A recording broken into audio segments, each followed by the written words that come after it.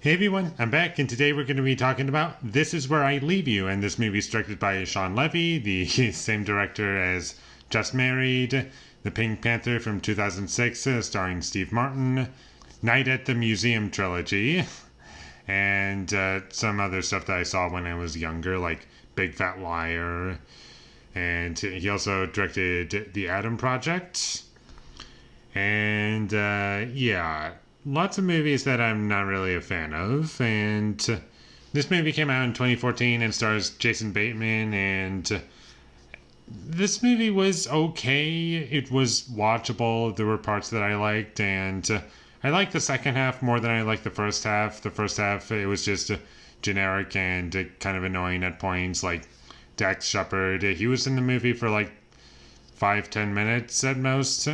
And he was pretty annoying whenever he was on screen. I never really found him to be entertaining or likable. And I get it because that's the way the character is written, but I still can't find him anything other than annoying, really.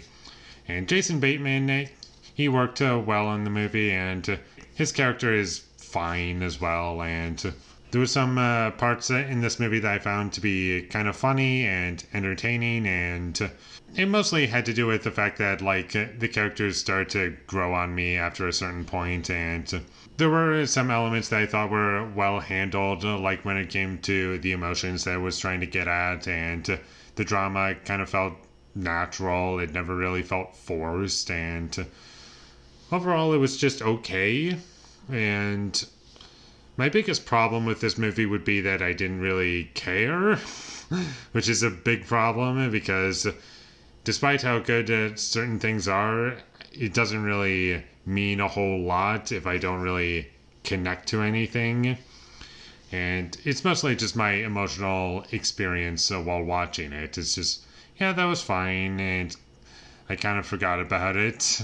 And there were some character moments that I did enjoy, and like I said, I liked the second half better than the first half, and I think that's because I was enjoying what was being paid off rather than what was being built up.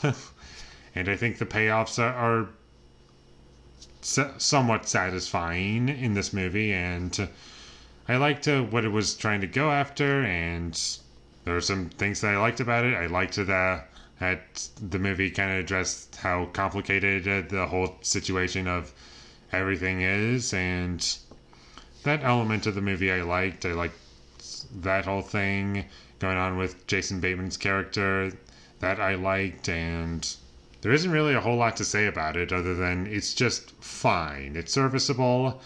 I liked some of the performances in it. I liked Adam Driver in it. Jason Bateman was good, and no one stood out to me as bad, and nothing really annoyed me all that much outside of Dax Shepard.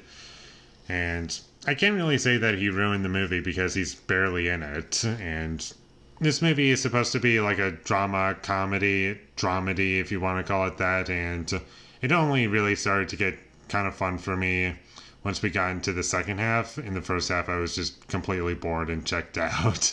Whereas in the second half, it started to get better. And it is one of those movies that gets better as it goes along.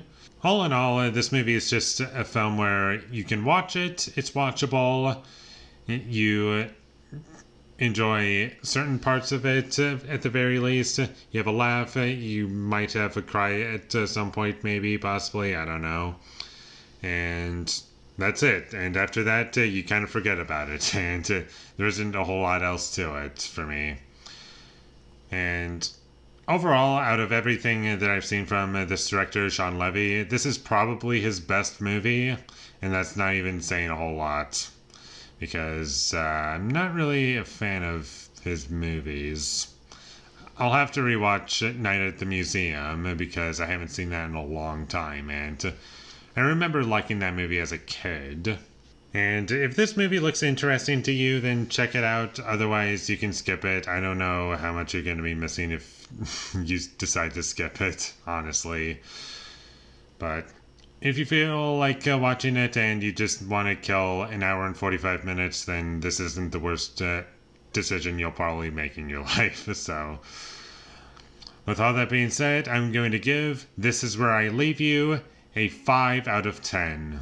Thank you for watching my videos as always. If you enjoyed this review, be sure to leave a like and comment down below you thought of This Is Where I Leave You, and my social media links, they will all be in the description, so follow me there. And last but not least, subscribe to be a part of Foley Nation, and I'll see you when I get my next review up, and that is going to be for In the Mouth of Madness. So look forward to that, but until I get that up, thank you for watching and have a great day.